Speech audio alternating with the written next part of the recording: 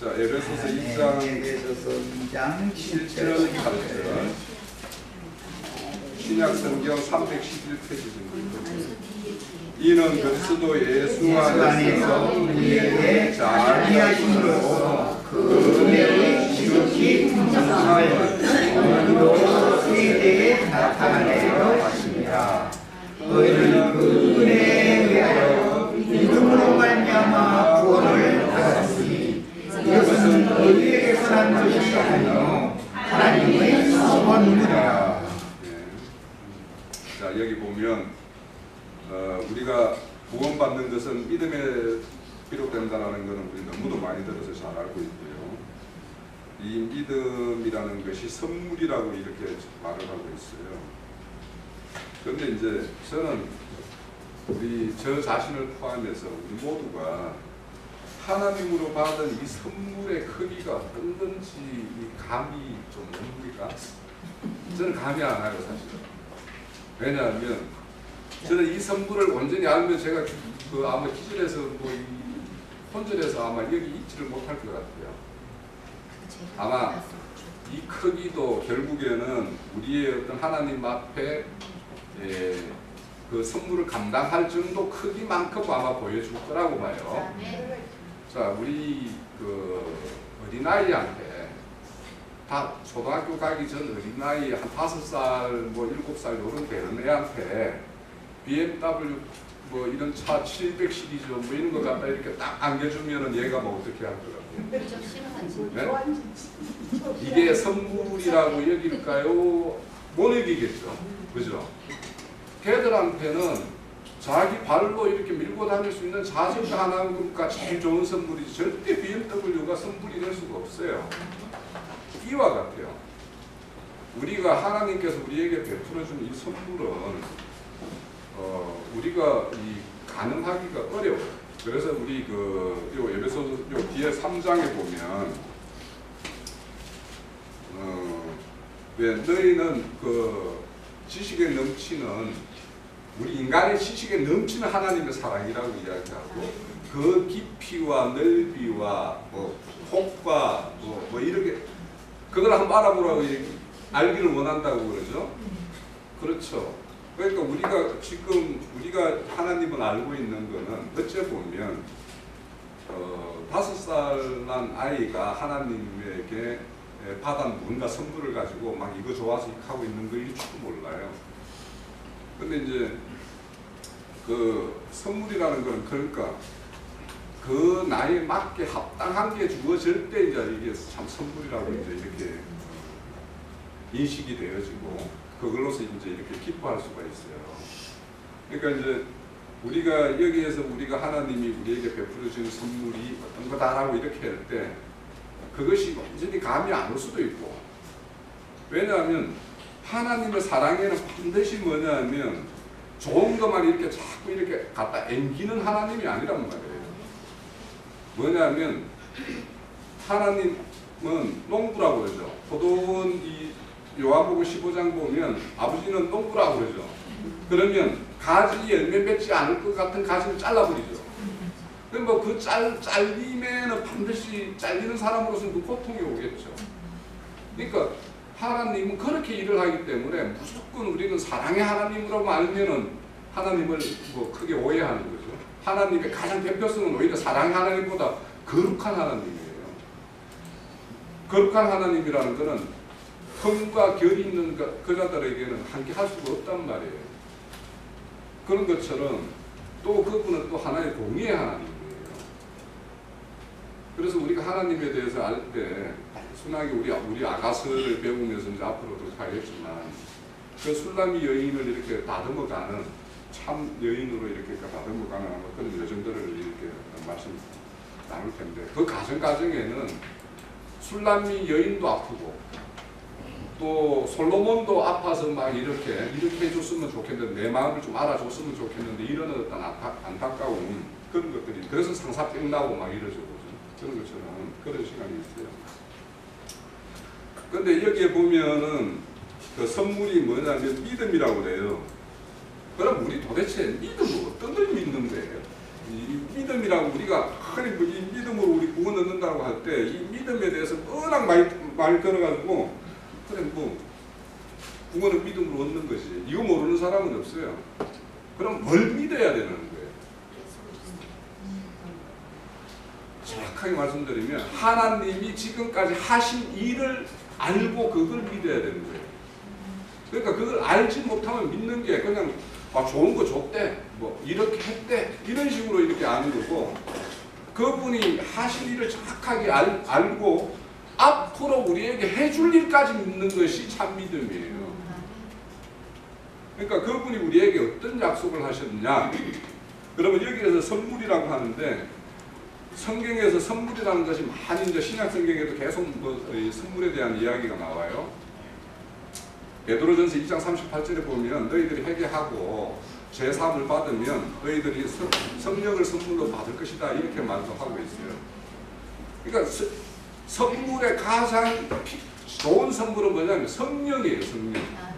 그러니까 우리가 흔히 그 삼위일체를 이야기하는 사람들은 성부 하나님, 뭐 성자 하나님, 성령 하나님 이렇게 이야기를 하지만 성부는 뭐 와도 아직까지 안 왔다라고 그 사람들은 믿으니까 그러니까 성령이 없어도 그분들은 얼마든지 지금 신앙을 할 수가 있다라고 생각하는 거예요. 사실은 성령은 조금 나를 옆에 와서 살짝 도와주는 분 정도로 알고 있어요. 사실은 그죠? 보혜사 성령이라고 그러니까 우리가 그냥 간단한 뭐 이렇게 우리가 어려움이 있을 때 그냥 이렇게 우리를 좀 개헌해주고 이런 정도의 하나님이라고 생각을 하는데 사실은 참 하나님은 성령의 하나님이에요. 왜? 우리 그 로마서 14장 17절에 보면 천국은 성령 안에서 의와 영광과 희락이라고 그러죠. 성령 안에서 이루어지는 게 천국이지 다른 데 밖에서 하는 거는 천국이 아니에요. 그냥 우리가 감염적으로 막 이런 게 천국 하면은 막 이런 거 있지 않을까 저런 거 있지 않을까 뭐 그거 가면은 뭐 황금열차가 막 이렇게 다니고 뭐 이런다고 하는데 뭐 그렇게 좋은 것만 우리가 이 땅에서 좋게 여기는 것들로만 가득 채워준 그런 천국 아닐까 이렇게 이제 생각을 저도 한때 했었어요.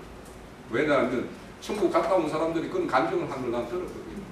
죽었다가 살아난 사람들 이 감정 들어봤 그런 거 저 실질적으로 그 동영상을 우리 교회에 톡 틀어놔놓고 전체 전교회에 들었었어요. 예전에 첫 교회에서. 그래서 그런 걸 들으면서 천국 가면은 뭐 이렇게 꽃에 뭐 이렇게 나비들이 막 황금 나비들이 날아다니고 뭐 이렇게 우리 에덴 동산 이렇게 그림 그린 거 보면은 그 그림들 이렇게 보면은 풍요롭죠. 그런 그림들로 우리 내 마음속에 그렇게 조성이 되어 있었어요. 그런데 사실은 뭐냐면 우리가 성령 안에서 이 의와 희락과 평강이라는 것은 그분께서 나의 참 위로자, 내가 어려움을 겪을 때 그분에 의해서 참 위로를 받고 그분에 의해서 내가 기쁨을 누리고 이렇게 하는 것들을 우리가 맛보지 않으면 성령 안에서 의와 희락과 평강이라는 걸 참 성경에 있는 구절이니까 그 정도로만 이해하는데 우리는 그거를 진짜 사모해야 돼요. 근데 이제 믿음이라는 걸 제가 이제 그 카페에 5월 23일 날에 올린 것 중에서 믿음을 우리가 선물을 어떻게 받느냐. 사실은 그 출애굽할 때 그 이스라엘 백성들이 이렇게 나올 때 바로 군대가 막 뒤에 따라오는데 홍해 바다를 만났죠. 그때 이제 막 이 이스라엘 백성들이 우리를 막 불러내서 여기서 죽게 만든다고 막 원망을 하죠. 그때 그 뭐냐면 모세가 지금 여호와께서 오늘 너희를 위해서 행하시는 그 뭐냐면 구원을 보라고 이야기해요. 그러니까 우리 믿음은 그분이 행하신 뭔가를 우리가 눈으로 볼 때 믿을 수가 있어요. 그러니까 그때 자기들은 죽을 줄만 알았는데 홍해를 갈라서 이스라엘 백성들이 이렇게 건너가게 됐죠. 그런 사건들을 통해서 이스라엘 백성들은 하나님이 이렇게 우리를 이렇게 인도하시고 우리를 보호하고 이끌고 이렇게 하신다라고 이렇게 믿었어요. 그리고 강약길에서는 구름 기둥과 불 기둥으로 우리 막 그 이스라엘 백성들을 인도했어요. 그러니까 그 눈에 보이는 말씀. 그러니까 우리는 성경의 이야기는 글로 되어 있지만 이 글로 되어 있는 걸 우리는 눈으로 봐야 돼요. 보는 이게 뭔가 보는 걸로 이렇게 인식이 되실 정도로 안 되면 이 믿음이라는 게 그 나와 별 상관없는 이야기로 이렇게 되실 수가 있어요. 그리고 또 이 본다라는 거는 내 어떤 인생 삶의 현장에서 하나님이 나와 함께 하심의 어떤 그런 것들을 경험해야 돼요. 그런 경험을 통해서 나는 믿음이라는 게 생기고, 믿음이라는 게 이분이 나와 함께 하시는구나, 말씀대로 나와 함께 하시는구나, 임마누엘의 하나님이 나와 진짜 함께 하고 계시는구나, 이런 걸 맛보지 않으면 나한테 믿음이 그냥 피상적으로 생겨요. 근데 이제 이런 것들을 제가 이제 지난주에 세월을 아끼라고 이야기했던 그 말이 뭐냐면, 나에게 하나님은 지금도 이 순간에도 뭔가 나에게 시그널을 많이 보내고 있어요. 작은 일이든 큰 일을 통해서든. 그랬을 때 그런 것들을 하나님의 음성이다, 하나님의 이야기 말씀이다라고 하나님이 나에게 이걸 요구하고 계시는구나 라고 이렇게 빠뜨리지 않고 이걸 다 캐치해내는 것이 세월을 아끼는 거예요. 그냥 단순하게 뭔가 물리적인 시간 1년 365일을 내가 어떻게 막 경영하고 막 이렇게 애쓰고 막 이러는 것이, 그것도 당연히 있지만 그거보다 더 중요한 거는 뭔가 내 앞에 펼쳐지는 어떤 사건이나 뭔가 이야기들이 이것이 나에게 어떤 음성으로 들을 것인가, 어떤 일로 나에게 요구하는 걸로 들을 것인가, 그걸 놓치지 않는 것이 세월을 아끼는 거예요. 실질적으로. 그래서 우리가 그렇게 그분이 행하신 것들을 이렇게 보는 것이 또 중요하고요. 저는 이제 지난주에 올렸던 것 중에서 왜 예수님 옆에 두 행악자들이 달려 있었죠. 그런데 오른쪽에 그 강도는 그분이, 그러니까 봐봐요. 예수님도 자기 구원주도 지금 죽어가고 있어요. 같이 십자가에 죽어가는 그분, 지도 죽고 자기도 죽고 자기 구원주라고 하는 그분도 죽는 그 가운데서 아주 저분이 나의 구원주다라고 이런 고백을 어떻게 할 수가 있겠어요? 죽는데, 지금 죽어가고 있는데. 그러니까 내가 어떤 고통 속에, 엄청난 고통 속에 있는데 그 속에서 내가 어떤 주님의 어떤 손길을 잡는 어떤 그런 어떤 것이 있으면 그런 것들은 인간의 노력으로 할 수 있는 게 아니잖아요. 그죠? 그러니까 이런 거, 그러니까 우리의 믿음이나 이런 사건들은 세상의 눈으로는, 상식적으로는 있을 수 없는 일들이 이렇게 나는 것들을 그렇게 행하게 하는 것들이 누구냐면 성령님이 하시는 거예요. 어떻게 죽어가는데, 나도 죽고 저도 죽어가는데 그 유대인들은 뭐라고 그래요? 네가 진짜 구원주면 내려와봐라, 네가 진짜 네 살아봐라, 이렇게 이야기하잖아요. 그런데 자기도 죽고 구원주도 죽어가면서 그를 내 구원주라고 이렇게 고백할 수 있는 거는 성령이 아니면 할 수가 없는 거예요. 그러니까 우리의 어떤 믿음의 어떤 결과도 이와 같아요. 인간의 상식과 상식선에, 자, 예수님이 제자들을 보낼 때 너희들 세상에 나가면 너희 스승이 이렇게 세상으로부터 미움받고 버림받듯이 당연히 너희들도 버림받을 것이다. 왜? 세상 사람과 상식과 그 세상 사람들의 생각과 내가 너희들에게 가르치고 세상 밖에 나가서 행하라는 것은 그 상식과 서로 맞지 않는 것이니까. 그러니까 너희들은 나가면 당연히 환난과 그런 고통이 갈 것이다라고 이야기를 해요. 그러니까 우리가 이 신앙이나 어떤 믿음이나 이런 내용들이 얼마나 세상과 이렇게 거슬려서 올라가는, 물고기가 물에 어떤 밀려오는 물에 어떤 밀려가는 것이 아니라 그거를 역류해서 올라가잖아요.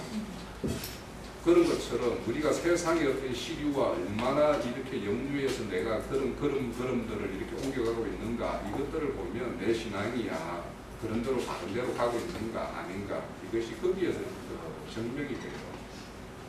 그래서 오늘 우리가 받은 이 선물이, 우리가 이 눈이 열리면, 그러니까 눈이 성하면, 그러니까 아무리 보여줘도 지금도 수많은 어떤 사건과 환경으로 우리에게 보여줬을 수도 있고 지금도 보여주고 있는데도 눈이 성하면, 성하지 않으면, 눈이 새로워지지 않으면, 그 라우디오 라오디게아 교회의 그 안약을 사서 바르라는 것처럼 내가 새로운 안약을 발라서 새로운 눈을 뜨지 않으면 여전히 아무리 사건을 보내주고 아무리 앞에서 진리 말씀을 행자님이 말씀을 전개해주고 뭔가를 해도 다 뜬내려 보낼 가능성이 무지 많아요.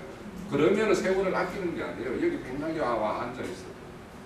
그러니까 우리가 그런 어떤 좀 민감하게 하나님의 어떤 그런 음성이나 일에 대해서 반응할 필요가 있다고 생각이 들어요. 그것이 선물 받은 자의 어떤 본 모습이라는 생각이 들어서 그냥 말씀을 드렸어요. 그럴 수도 있고, 저도 뭐 어떤 증거들을 할 때 이렇게 미숙하지만 또 이렇게 우리가 서로 듣고 또 그런 어떤 미숙한 그런 상태를 통해서 성장이 오지, 처음부터 어떤 분량을 가지고 이렇게 접근하기는 어렵다고 봐요. 그래서 부담, 지체 안에서는 다 이렇게 우리 연약한 부분을 더 높이 봐야 되고, 또 어떤 지나친 또 너무 많은 어떤 이런 것들은 사실은 또 우리가 경계도 또 해야 되고 하는 부분이니까 주님의 교회에 몸된 교회에서는 자유함으로 이렇게 하셔도 편할 것 같아요. 제가 어제 뭐 전도하던 이게 교통하던 사람들하고 이렇게 얘기를 하면서 미혹된 사람들의 신앙 상태를 참 여실히 한번 또 봤는데,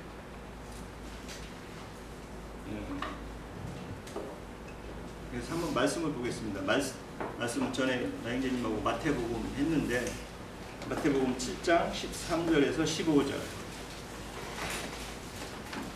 아주 참 읽지 않아도 우리가 충분히 이해하는 말인데,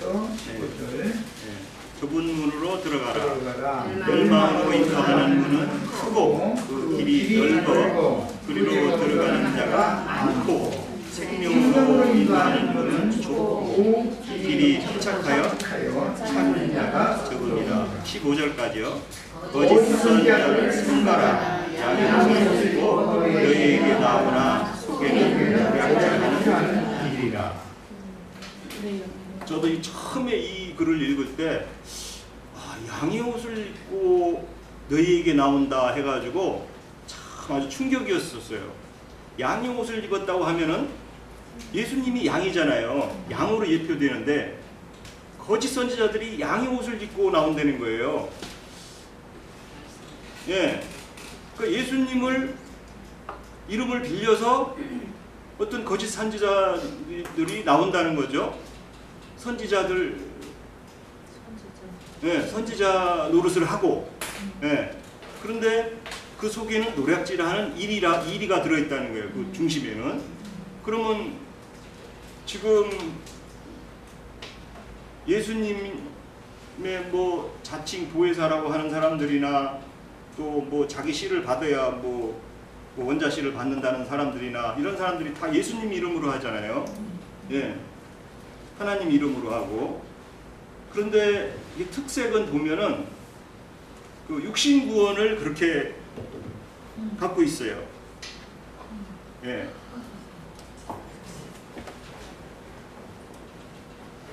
기독교가 거의 다 뭐 많은 수가 다 그런 건 아니지만 육신의 구원을 은연중에 이렇게 생각을 하고 계세요. 육적 부활이라든가 어떤 육신의 뭐 확연히 변화되는 신령체, 육신이 죽지도 않고 신령하게 변화되는 그런 신령체. 근데 이분들이 다 그런 것을 가지고 얘기를 한다는 거죠. 이 거짓 선지자들이. 또 물론 뭐 특히 또 이분들의 그 특징 중에는 이제 세상에서 좋은 사람 되라, 또 뭐 선행하는 사람 되라, 이런 것도 또 가지고 나오고. 그러니까 사실은 성경에서 말하는 바를 오해한 걸로 사람들을 미혹하는 거죠. 근데 이 어떤 신앙이 어리거나 또 이 거듭나지 않은 사람들은 이런 말에 그냥 그대로 미혹될 수밖에 없죠. 그래서 그 로마서, 그래서 바울 사도가 하신 그 속사람 얘기를 한번 좀 보겠습니다. 로마서 7장 20절로 25절. 로마서 7장 예. 20절로 25절. 만일 내가 원하지 않은 그것을 이를 내가 아니면 내 속에 거하는 죄니라. 그러므로 내가 법을 깨달으니 곧 선을 하기를 원하는 나에게 악의 한계를 것이로다. 내 속사람으로는 하나님의 법을 즐거워하되 내 지체 속에서 다른 법은 내 마음과 싸워 내 지체 속에 있는 죄의 법으로 나를 사로잡는 것을 보는 거다. 오호라 나는 공부한 사람이로다. 이 사람이 누가 나를 드러내랴. 우리 주 예수 하나님께 감사하리로다. 그런즉 내 자신이 마음으로 하나님의 법을 육신의 죄의 법을 했습니다.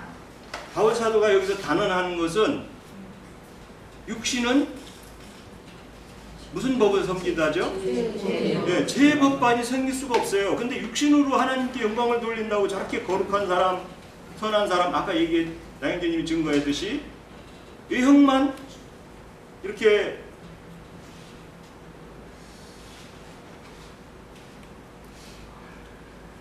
하얗게 되는 그런 신앙을 한다는 거죠. 겉사람만. 그래서 겉사람한테 뭐 영향 주고 겉사람 좋은 사람 되세요. 예. 아까 식사 중에 제가 한번 나눴었는데 어느 목사님 설교하는데 목장에서 자기 간 쓸개 다 빼줘가면서 그 구역 자기 그 목장을 돌보라고 이렇게 교훈을 하시더라고요. 그러니까 뭐 사람들이 막 아멘 하면 난리죠. 그 목장에 그 장된 사람한테 당부가 목자원 중에 아주 어렵고 힘든 사람이 있으면 다 자기 일은 다 접어두고 그 목장원 사람 돌봐야 된다 이렇게 하는 거죠. 사실 맞죠. 틀린 말은 아니죠. 근데 그게 사실은 육신의 쪽의 그런 신앙들이라는 거죠. 그게 그러다가 간쓸게 다 빼주다가 어느 날 자기가 약하게 됐을 때 오라 난 곤고한 사람이라는 걸 알아야 되는데 바울 사도 같이 육신으로는 이게 하는 것들이 죄의 법이라는 것을 알아야 되는 거거든요. 육신으로는 죄의 법분이 안 나온다는 거죠. 육신에서 나오는 것들은. 그건 뭐냐면 자기를 나타내고자 하는 것에 출발점이 있거든요. 육신이라는 것은.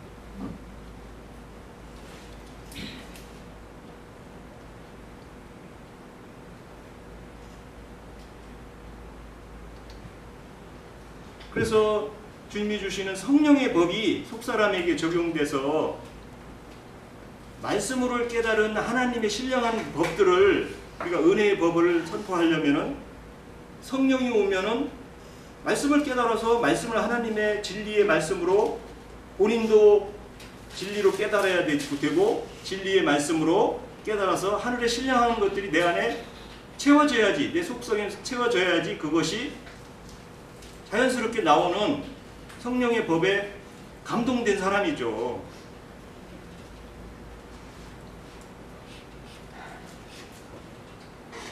우리가 선행을 뭐 육신으로 많이 뭐 하지 말라는 건 아니지만 할 수 있으면 해야 되겠지만은 그런 것들은 사실은 어떻게 보면 하나님 착한 일에 대한 뭐 외형적인 모범은 되겠지만은 실질적으로는 하나님 나라하고는 그거는 그렇게 관련이 없다고 봐요. 저는 세상에서 선행하고 그래서 예수님도 세상 나라는 나하고는 상관이 없다 이렇게 얘기도 하셨는데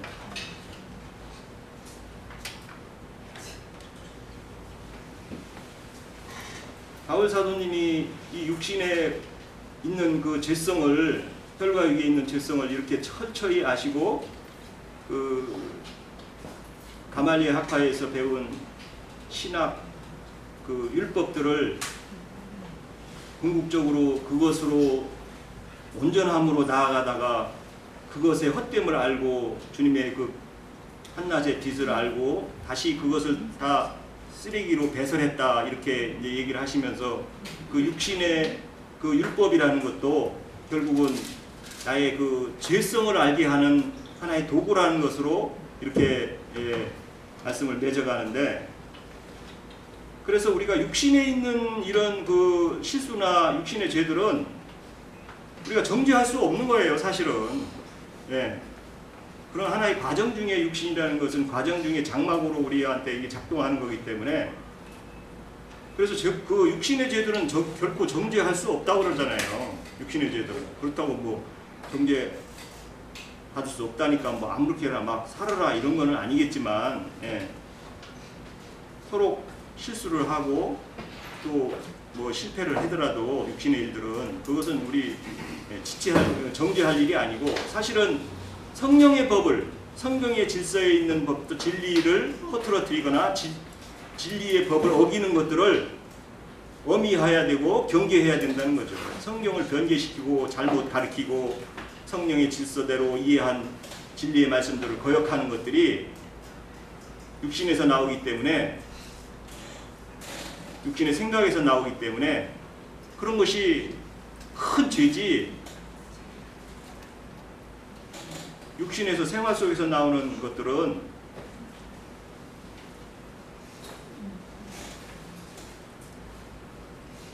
그런데도 교회 다니면 그런 육신의 그런 선함이나 좋은 사람 되라든가 그런 것들로 계속 훈계하는 거짓 사역자들을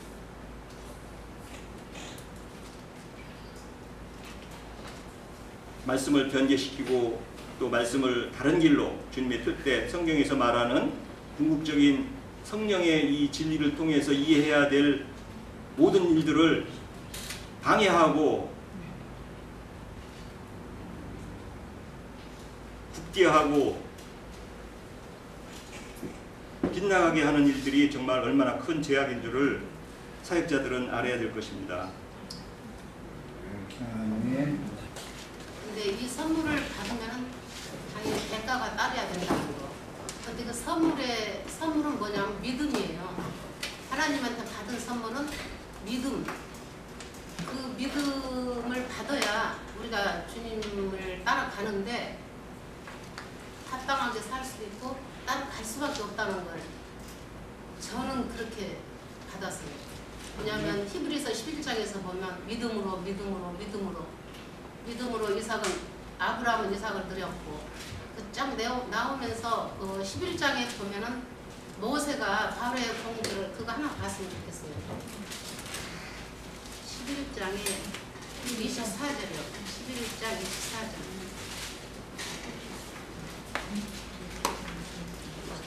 믿음으로 모세는 장성하여 바로의 공주에 앉으라 침함을 다리를 거절하고 도리어 하나님의 백성과 함께 불안받기를 잠시 죄악의 낙을 누리는 것보다 더 좋아하고 그리스도를 위하여 받는 수모를 애굽의 모든 부하보다 더 큰 재물로 여겼으니 이는 상 주심을 바랍니다. 아멘. 하나님의 선물하면 우리가 다 저도 좋아했었어요. 근데 그게 아무나 주는 것도 아니잖아요. 그리고 믿음도 그냥 쉽게 나 믿어가 아니고 그 믿음이신 주님이 내 안에 정말 들어와서 임재했을 때 그 믿음으로만이 드리는 것을 주님은 받기를 원해요. 우리 안에서 우리 옛사람이 드리는 것과, 그래서 아벨의 제사와 가인의 제사가 그렇게 다르다는 거예요. 아벨의 제사는 성령 주님을 예표를 하는 건데 그 주님이 드리는 것은 하나님이 다 받지만은 가인의 제사는 자기 생각을 갖다가 드리는 거잖아요. 자기가 좋은 거. 그래서 내가 옛사람 안에서 내 좋은 걸로 주님께 드려지는 거예요. 근데 그것은 믿음으로 행한 것이 아니고 내가 좋아하는 거. 근데 여기서 하나님의 선물이라 그러면은 모든 사람이 다 좋아해. 선물은 좋잖아요. 안 좋은 사람이 어디 있어요. 근데 그 선물을 받은 사람은 쉽게 이 길을 갈 수가 없다는 거예요. 주님이 우리한테 주신 선물은 믿음인데 믿음을 따라서 행해야 되고 그 믿음을 따라서 이 육의 장막이 벗기까지는 믿음을 따라서 행해야 되는데 어떻게 보면 참 쉽고도 어려운 거예요. 이게 믿음이 들어왔을 때는 내가 없고 주님만이 행하는 거니까 쉬워요. 근데 그 믿음이 계속 있으면 상관이 없는데 들쑥날쑥해요. 그 믿음이 나갔다 들어갔다 나갔다 들어갔다. 그게 옛사람 상태와 새사람 상태가 50대 50이면은 서로 막 질서라 싸우는데 이제 그게 어렸을 때는 우리 애기가 한 소리가 있어. 우리 손주가 너 그거 하나님한테 기도해. 하나님이 보여야지. 지인이 속이가 안 보이는데 나와야지. 나와야지. 내가 영감을 받은 거예요. 이 속에서 보니까 안 보인다는 거예요. 나와서 나를 지켜줘야 내가 안 무섭지. 그랬을 때 내가 진짜 모든 사람 보는 표적을 보는 것이지. 저 애기도 표적을 보는데 하물며 보이지 않는 믿음을 어떻게 우리가 받아들일까. 그래서 하나님 선물인 거예요. 그 믿음은. 그래서 주님이 하나님의 선물인 거지. 보이는 선물 같으면 왜 하나님의 선물이겠어요. 하나님은 보이지 않는 영이신데 보이지 않는 영이신 주님께서 우리한테 줄 때는 믿음을 주시는 거예요. 근데 믿음이 보이라고 해 나와야 말이죠. 안 보여요. 이게 믿음이. 사랑도 안 보여요. 사랑이 얼마나? 그러면 사랑이 보여야 하죠. 주님은 보이지 않는 곳에서 나를 믿을 때 더 복되다고 했을 때 제가 이제 이걸 지나가면서 믿음은 믿음의 단계가 다 틀린 거예요. 믿음이 애기 단계도 있고 중학교 단계도 있고 고등학교 단계도 있고 대학교 단계도 있고 나영진님처럼 믿음이 그렇게 크면 얼마나 좋겠어요. 근데 그게 이제 단계마다 그게 이제 거쳐서 믿음의 선물을 받았을 때 믿음의 선물을 받은 자는 외로운 길을 가야 한다는 것을 저는 말하고 싶어요. 그 믿음을 받으면은 주님을 떠날 수는 없어요. 근데 어떻게 보면 하나님 편에서 보면 황후가 되어가는 과정이죠. 참으로 큰 걸 받았으니까 선물인 거예요. 주님이 볼 때는 인간들한테 주는 최상의 선물인데 인간이 볼 때는 그걸 받기가 너무 힘들어요. 그거에 따라서 모세가 바로의 공주를 거절했잖아요. 공주의 자식이라는 걸 거절하고 애굽에서 잠깐 누리는 낙보다 영원 세계에서 누리는 낙을 택했던 거잖아요. 그게 상주심을 바라보는 거잖아요. 선물이 상주심인데 그랬을 때 믿음이 단순하고도 쉽고 믿음 그 두 자는 너무도 쉽지만은 그 믿음이란 믿음이 주님이거든요. 믿음이 주님이에요. 주님이 내 안에 들어왔을 때는 나는 이제 주님한테 꽉 붙잡힌 된 거죠. 어느 형제 자매님 속에서 믿음이 들어오면 그때부터는 우리가 함부로 행하지 못하고 베드로 형제님께서 내가 젊어서는 내 마음대로 다녔지만은 내가 늙어서는 내가 원치 않는 길로 주님이 나를 띠띠워서 데리고 다닌다겠어요. 근데 원치 않는 길로 띠띠워서 데려간 것은 내가 이쪽으로 가면 너는 이쪽으로 하고 자자로 끌어당길 때는 서로 밀고 당기는 싸움이 있는데 옛사람 안에서는 그게 할 수가 있어요. 근데 옛사람 안에서 이 믿음의 세계로 들어온 사람은 이러다 내가 맞지. 이러다 주님이 나한테 어떤 또 매질을 하지. 어떤 환경이 오면 주님이 오셨다고 보면 알아요. 저도 그때 그게 싫었어요. 근데 어떤 환경들이 오면은 주님 오셨어요. 뭐 여호수아처럼 숙이는 것이 조금 되더라고요. 너무 자존심이 강하고 뻔뻔하니까 그걸 못 받았는데 어느 날부터는 매질이 무서워서 숙일 수밖에 없는 것을 제가 배웠어요. 그래서 이제 고개를 숙이면은 주님 어째 오셨어요. 형제님 항상 말씀해 짐이 왔노라 문을 열어라. 내 마음을 여는 거잖아요. 어떤 환경이 왔을 때 힘들어가 아니고 주님 이번엔 또 무슨 일로 오셨습니까? 뭘 알게 하시려고요. 이렇게 숙일 때는 순종이 되는데 안 되면 영락없이 매질 당하고 끝난다는 거라. 그게 선물이에요. 믿음의 선물. 저는 그래서 이 선물을 들으면 좀 힘들겠지만은 쉽지 않은 믿음의 길을 가야 되는 것이 우리가 선물 받은 그 노종의 길에 선물 받은 것이 그게 증표라고 저는 봐요. 보이지 않는 증표. 근데 보이는 것은 우리가 이제 이 세상에 순종하며 가는 것이 보이는 것이고 믿음은 보이지 않는 것에 순종하기가 참 쉽지가 않죠. 그러나 주님의 길을 가는 모든 형제 자매님들은 그 믿음을 받아서 후에는 상주심을 바라고 이 길을 갔으면 어떠한가 싶어서 제가 좀 느끼는 대로 교통했습니다. 네. 걔네들도 그래요. 이 아메이에 들어오면은 자기네들이 돈을 벌 수가 있다. 왜? 물줄기에서 호수를 하나 딱 끼워가지고 계속적으로 이렇게 돈줄을 갖다가 받는다라고 얘기를 하더라고요, 걔네들이.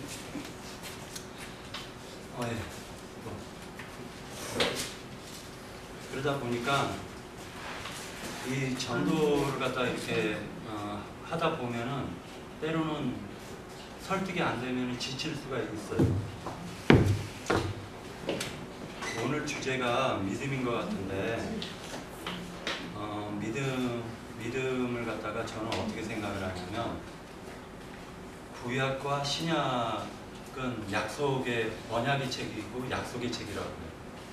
그러다 보니까 하나님 말씀을 갖다 믿는 게 곧 믿음인 것인데 그것이 그 믿음이 나와 어떻게 연결이 될 수가 있는가 그걸 갖다 이제 깊이 묵상하게 되는데요. 근데 이제 로마서 9장에서 보니까 요거 한 구절은 찾아서 볼게요. 찾아서 보는데 네 9장 9절 약속의 말씀은 이것이니 명년 이때에 네, 사라에게 아들이 있으리라 하심이라. 네, 명년 이때에 내가 이르리니 사라에게 아들이 있으리라 하심이니라. 약속의 말씀을 갖다가 만약에 예를 들어 가지고 어떤 약속이 없으면요 무엇을 믿고 싶어도 믿을 게 없잖아요. 내가 뭘 믿고 싶어도 약속이 없는데 뭐를 믿냐고요. 근데 지금 여기서 보니까 명년 이때에 내가 이르리니 사라에게 아들이 있으리라 하심이니라 라고 말씀하시면서 여기서 이제 중요한 게 내가 이른다라는 거예요. 내가. 그러면 사라에게 아들이 있게 된다라는 거예요. 이것을 갖다 예전에는 저는 이 말씀이 도통 이해가 안 됐었는데 형제님 만나고 난 이후에 이게 예수가 오는 거구나 라는 걸 이제 이해가 됐고 그 이해된 것이 믿어지는 거예요. 그럼 이 말씀은 나에게는 이제 믿음으로 딱 이렇게 내 속에 들어와 있죠. 내 속에 들어와 있는 거예요. 근데 이 믿음을 갖다 뭐 어떻게 행하라 하면은요 나는 보여줄 수가 없어요. 왜? 이유가 뭐냐면 믿음은 어떤 이런 화장지 같은 게 아니란 말이에요. 보여줄 수가 없잖아요. 너 당장 예수를 보여줘. 너가 예수를 믿는다고 하면 내 앞에서 한번 예수를 보여줘봐 하면 내가 무슨 수로 그걸 보여줄 수가 있어요. 믿음은 보여줄 수가 없는데 결과적으로는 뭐냐면은 인간은 하나님의 약속을 갖다가 믿는 것이 그것이 바로 인간이 할 수 있는 거고 또 예수님께서도 뭐라 말씀하셨냐면은 이렇게 말씀하셨어요. 하나님께서 보내신 선지자의 말을 듣는 것이 너희가 선을 행한다라고 얘기를 했다고. 그죠? 그러니까 결과적으로는 어떤 말을 듣고 명년 이맘때에 내가 오는데 그러면 사라가 임신할 거다라고 나한테 만약에 그 말씀을 하셨으면 그 말을 갖다가 딱 붙잡고 어떤 누가 와가지고 야 절대 내년 이맘때 그분이 오지도 않고 너희 임신하지도 않아 라고 유혹을 하고 야 그 사람이 야 내년에 올지 안 올지도 모르는 사람 붙잡고 뭐하냐 우리 가자 이렇게 얘기해도 그 유혹에 넘어가지 않는 거예요. 그것은 이제 내가 하는 거예요. 결론적으로 얘기해가지고 믿음은 이제 그 언약을 붙잡고 나아가는 것을 갖다 믿음이라고 하는데 아브라함은 성경에서 결과적으로는 뭐라고 얘기했냐면은 그러니까 성경이 아브라함의 믿음이라는 게 없는 것을 있게 하시고 그 다음에 하나님께서는 언약을 꼭 지키신다라고 그것을 붙잡고 믿은 거예요. 그리고 죽은 자를 살리시고 자 다시 얘기해가지고 없는 것도 있게 하시는 분이 하나님이시다. 왜냐하면 아브라함은 99세 때 무슨 그 사라도 정수가 끊어졌고 했음에도 불구하고 아브라함은 분명히 그러함에도 불구하고 하나님이 너 명년 이맘때 내가 너에게 사라에게 아들을 줄 거야 라고 하는 것을 믿었단 말이에요. 그러고 난 다음에 실제로 이삭을 얻었잖아요. 그러니까 아브라함의 믿음이라는 거는 없는 것을 있게 하시고 이렇게 마른 장작이 나 같은 이 죽은 놈을 갖다 살려주셨구나. 그리고 하나님은 한 번 언약을 하시면 꼭 지키시는 분이시구나 라는 것을 믿었다라는 거예요. 결과적으로는 뭐냐면은 그 아브라함이 믿었던 그 믿음은 결과적으로는 하나님이 약속을 해야지 믿을 수가 있을 거 아닙니까? 개인적으로도 약속을 하는 것도 있지만은 성경에서 보면 어마어마한 약속들이 구약과 신약으로 연결이 되어 있어요.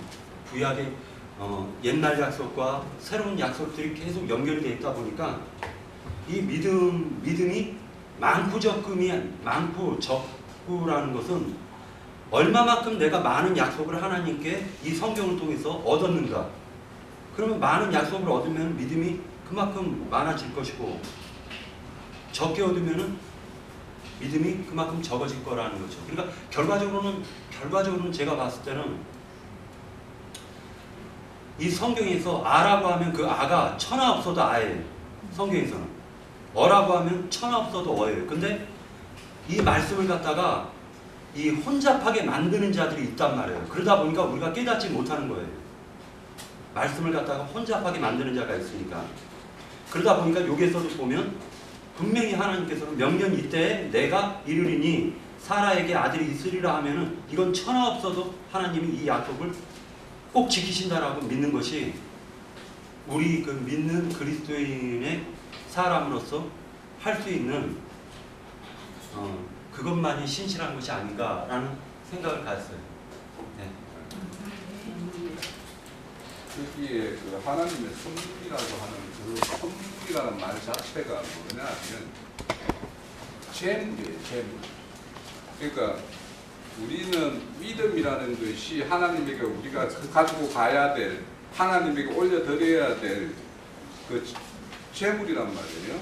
그래서 여기에서는 옛날에 우리 제사장들이 그 하나님의 어떤 재물을 드리면은 다시 돌려받아 먹죠.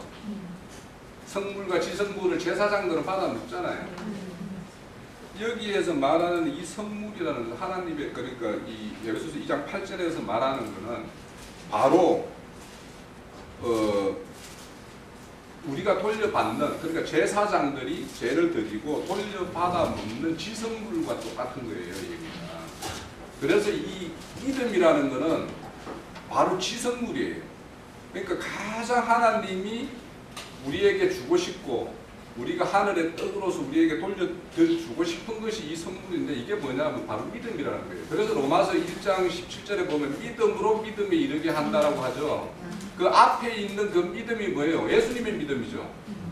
그 예수님의 믿음이 지성물이에요. 그걸 우리는 선물로 받아서 우리는 이제 믿음으로 사는 거예요.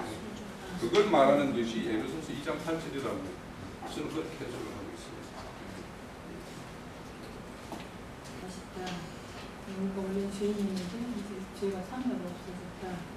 이제 그러지 그 사람과 그 사람을 나누지 않고 이 사람 자체가 그냥 구원받고 이 사람 자체가 그냥 이제 휴가 들고 이 사람 자체가 그냥 천국을 수용하고 이런 거 이제 나눠서 얘기가 안 들었었잖아요. 근데 믿음이라는 단계도 처음에는 나는 참 열심히 했는데 좀 용돈도 많이 받고 그랬죠. 근데 자기가 믿는 믿음은 자기의 의가 있고 자기가 자랑이 있어요. 남한테 자랑을 안 해도 열심히 내면 열심히 낸 만큼 뭔가 선을 행하면 행한 만큼. 그런데 믿음이라는 건 내가 갖는 것이 아니고 주께로부터 온 믿음이 있어요. 그분이 믿게 하심으로 믿어지는 믿음이 있어요. 그분이 믿게 하심으로 믿어지는 믿음은 자랑거리가 없어요. 내가 한 것은 항상 의의가 세워지는데 주께서 하신 것은 그분이 하셨어요. 하나님께서 일하셨어. 이렇게 알게 되는 거예요. 이제 참 그 놀라운 게 저는 이렇게 봐요. 옛사람이 그런 상태에서 상승을 하면 이 사람 안에서 자기 믿음으로 믿는 거예요. 사람들이 더 힘줄 나요. 열심내고 사람들이 겉으로 보기에는 정말 참기름 가진 사람들 같죠. 근데 그 단계를 거쳐야 돼요. 사람마다. 이 옛사람이 처리받고 꺾어지는 단계를 거치었는데 그것을 깨뜨리는 거예요. 그 옛사람 그 자신 안에서 행하는 모든 것들을 내려놓게 하기 위해서. 그래서 주님은 이제 그 제사를 받지 않는다는 거지. 이게 가인의 제사인데, 이게 겉사람 제사는 아무리 선하고 좋은 걸로 주님 앞에 나와도 주님은 그걸 안 받으시고, 속사람, 거듭난 속사람. 근데 이제 믿음이 오기까지 했잖아요. 처음에는 우리가 거듭나서 주님 영접하고 나면 성령을 선물로 받잖아요. 그 성령, 그리고 아브라함이 받은 복이 성령의 복이에요. 그 영을 받으면 우리가 자식을 낳으면 자식이 누구 닮아요? 부모 닮아요, 성품을. 그러니까 하나님의 생명으로 우리가 나아졌으면 신앙이 어릴 때는 그냥 인fin의 것들이 그냥 자연스럽게 이렇게 생활까지 나타나지만 이 생명이 자라면 하나님이 좋아하시는 것만 하게 돼 있어요. 내가 하는 게 아니라 그분의 생명은 세상을 싫어하게 되고 미워하게 돼 있어요.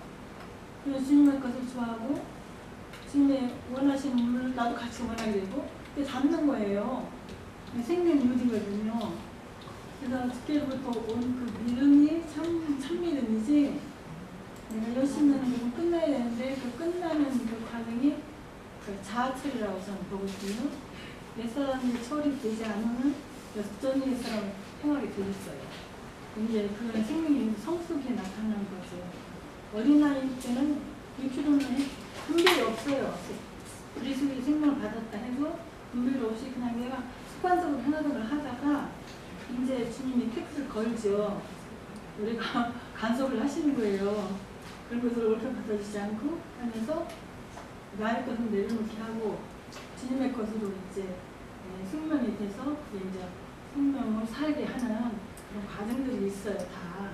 그러고 이제 장성한 자들은 선악을 분별해서 하나님이 원하시고 기뻐하시는 것이 무엇인지 세상의 사람, 옛사람 안에서 선하고 깊은 것이 뭔지 분별을 하는 거예요. 사람으로 하는 것은 악한 것이고 주께로부터 온 것은 이제 그것은 주님이 기뻐 받으시는 거잖아요. 네, 그러면 단계에 이르러보지 않은 사람은 이것이 뭔지 몰라요. 그러나 분명히 이것은 신앙의 성숙과 관계이고 단계가 오면 그렇게 믿어지는 믿음이 있어요. 근데 이제 세상의 영은 어떤 것으로 역사하냐면 저는 그 마귀가 사람한테 씨를 심는다고 봐요. 하나님도 거듭나게 해서 하나님의 생명을 심잖아요, 우리 안에. 마귀도 씨를 심는데 그 욕심이라는 것이 심는 것 같아요. 그냥 선을 행해도 그건 욕심이에요. 뭔가 나타나는 그 사람들 보기에 좋은 것들이 알고 보면 그 욕심 안으로 행했는데 그렇게 행하니까 사람들이 속지요. 욕심을 부추겨서 욕심 잉태를 시키는 거예요. 마귀가 일단 잉태시키는데 죄를 낳는 거예요. 그 죄도 장성해요. 하나님의 생명을 받은 자 히브리서 보면 연단을 받아가고 지각을 사용해서 선악과 분별하는 것처럼 장성한 자. 근데 욕심이 잉태하면 죄를 낳지만 죄도 장성해요. 장성은 사망을 낳아요.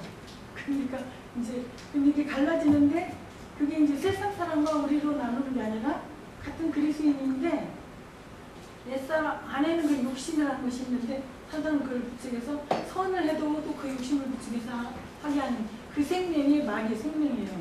이것이 이제 장성한 자들은 분별돼서 이렇게 하지만 그것은 거절하게 되고 하나님 생명 안에서 하는 것은 이제 받아들이고 그 생명의 인도를 따라 살기 마련이니까 이것은 막 옛사람이 막 발버둥치고 막 애쓰고 힘준다고 해서 믿음으로 사는 건 아니고 믿음은 당신 선물로 받는데 그 성령을 선물로 받으면 그 생명이 자연스럽게 자식이 부모 성품도 남고 뭐도 생기서도 남고 담듯이 우리가 그리스도의 어떠한 닮아가서 장성한 자가 되는 거야. 그분과 같이.